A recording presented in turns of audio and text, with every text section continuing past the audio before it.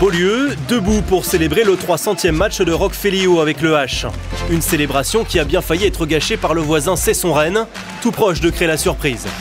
Je ne savais pas que j'allais aller aussi loin, mais en tout cas, voilà, je suis assez fier et au moins on a gagné, parce qu'on a eu un peu chaud.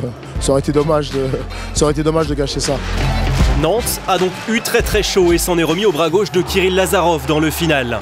Grâce au 9e but du Macédonien, le vice-champion d'Europe s'impose de justesse et préserve son invincibilité. Un sans faute qui n'a tenu qu'à un fil.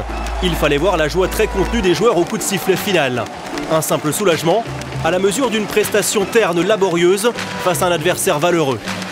Ça sert à rien de faire un match comme on a fait au Paris Saint-Germain la semaine, il y a quelques jours en Ligue des Champions. Je le dis bien, la priorité c'est le championnat pour faire une piètre prestation ce soir.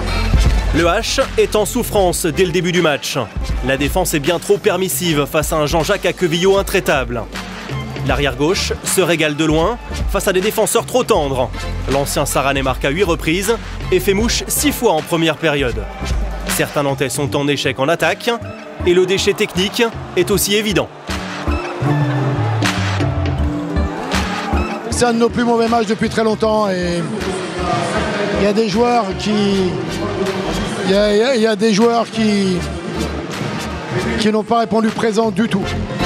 Pour compenser les lacunes de certains, Nicolas Clerc et Kirill Lazarov vont sonner la révolte.